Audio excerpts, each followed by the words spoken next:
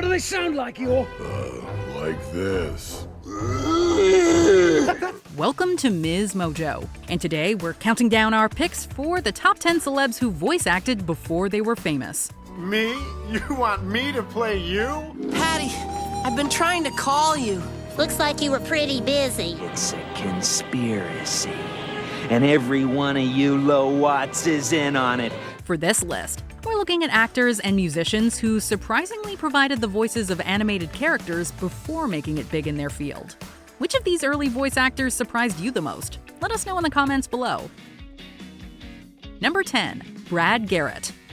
The stars of WWE are no strangers to animation.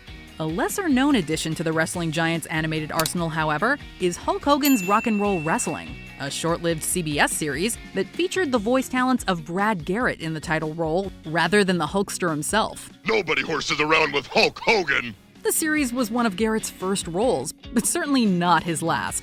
He'd later go on to star as the lovably downtrodden Robert Barone in Everybody Loves Raymond, for which he won 3 Emmys, and voice characters like Gusteau and Ratatouille. You must try things that may not work, and you must not let anyone define your limits because of where you come from.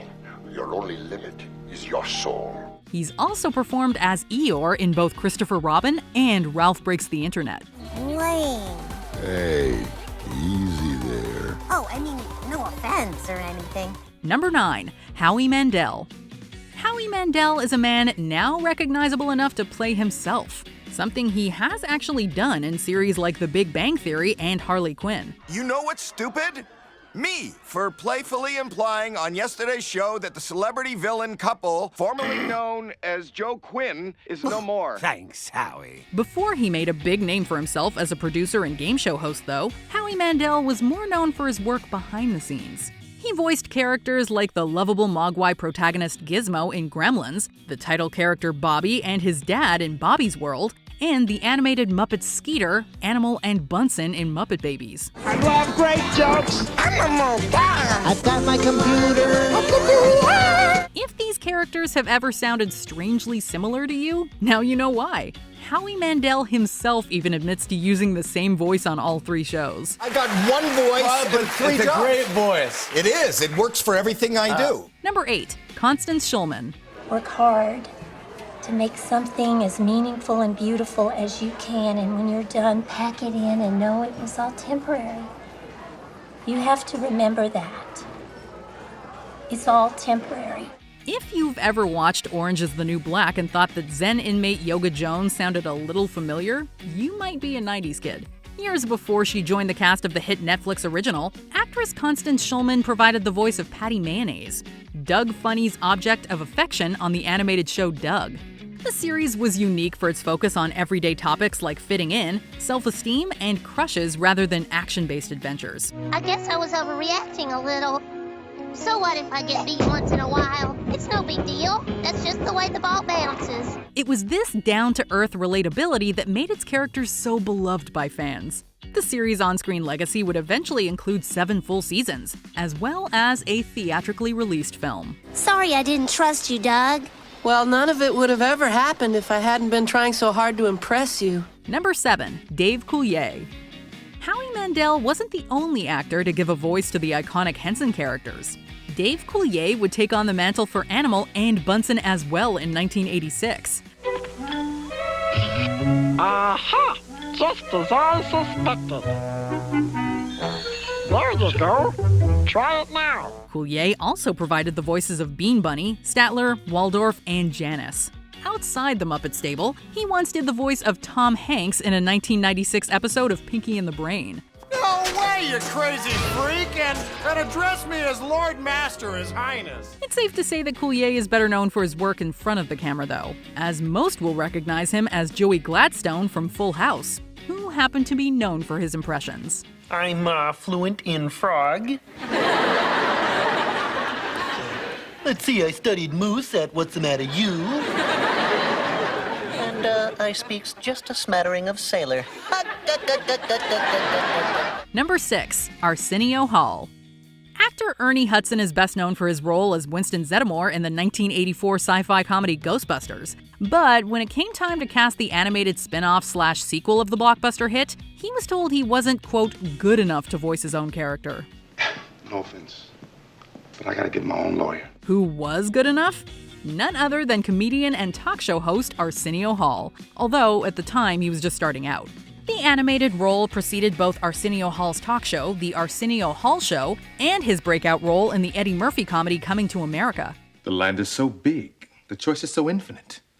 Where shall we go? Los Angeles or New York? Luckily, there seemed to be no hard feelings between the two actors. Although, we're sure it had to sting that the animated series Hudson lost out on was titled The Real Ghostbusters. Do you know what it took to get that stuff off? I lost at least 3 layers of skin. 4 here. Man, I hurt in places I didn't even know I had. Number 5, Alexander Gold. I want to give you options. You're the contractor, not the designer. I can't express my opinion? It's always fun to see actors play roles that are completely different from what they were formerly known for. It's a nice reminder of the work it takes for an actor to step into a new role, and a real testament to their talent. Alexander Gold is a great example of this. It's okay. It's okay. I'm looking for someone too. Hey, we can look together. I'm Dory. I'm Nemo. His breakout role as Nemo in Disney and Pixar's animated film Finding Nemo could not be more different from his role as Shane Botwin only 2 years later. Shane is the foul-mouthed son of suburban mom turned weed dealer Nancy Botwin in the dark comedy series Weeds. A far cry from the sheltered clownfish audiences met in Finding Nemo. Hi, I'm Shane. Hey, hi, I'm Dan. Number 4, Fergie. Before Fergie became the Fergalicious pop star we know her as today, she was Stacey Ann Ferguson, a child with a dream of making it big. She grew up studying dance and landed a role on the musical children's show Kids Incorporated when she was only 8 years old.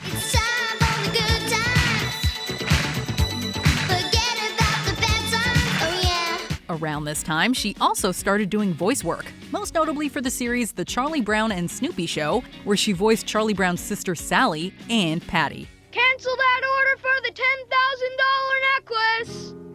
After the holidays are over and everything has quieted, I'm gonna slug you! The former Black Eyed Peas member later referenced her past voice acting roles when promoting her album The Duchess, saying, quote, "I've done voiceovers all my life. I like to play with different voices," which is what I'm having a lot of fun doing on this record. But come to think of it, Chuck, now the surprise is gone, isn't it? Number 3, Phil Hartman.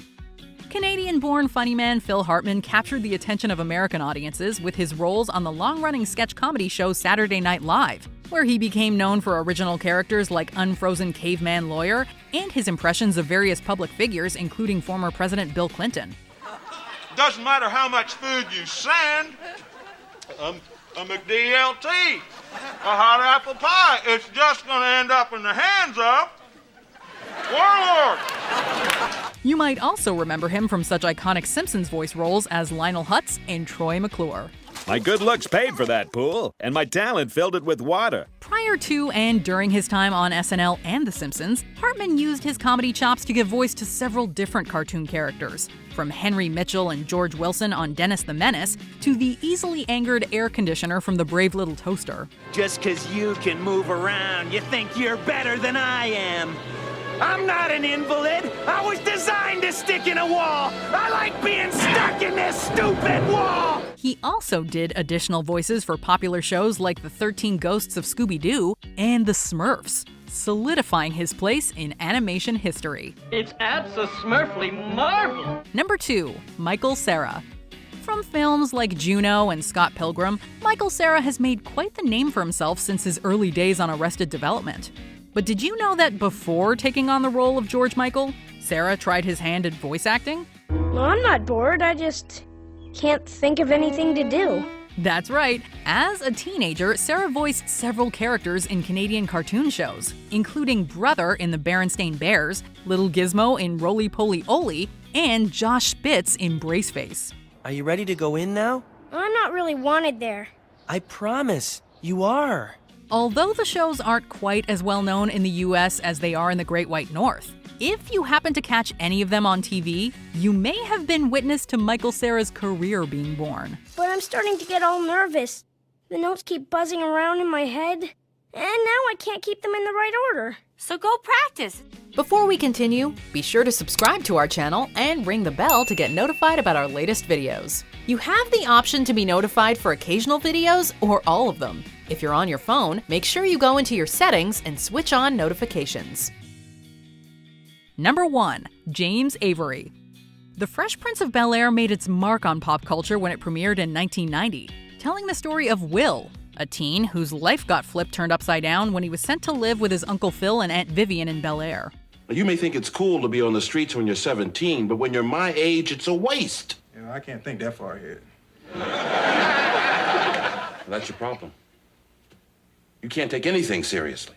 The character of Uncle Phil, portrayed by the late James Avery, was loved by audiences for his equally strict and caring demeanor, and has ranked among the best father figures in television history.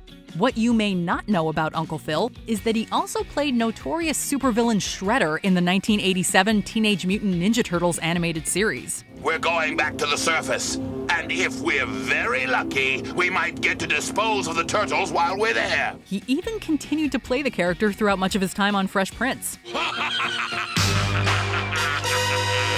Talk about Dr. Jekyll and Mr. Hyde. There's gotta be a limit even to your grossiosity. Maybe so, but I haven't found it yet. Do you agree with our picks? Check out this other recent clip from MsMojo. And be sure to subscribe and ring the bell to be notified about our latest videos.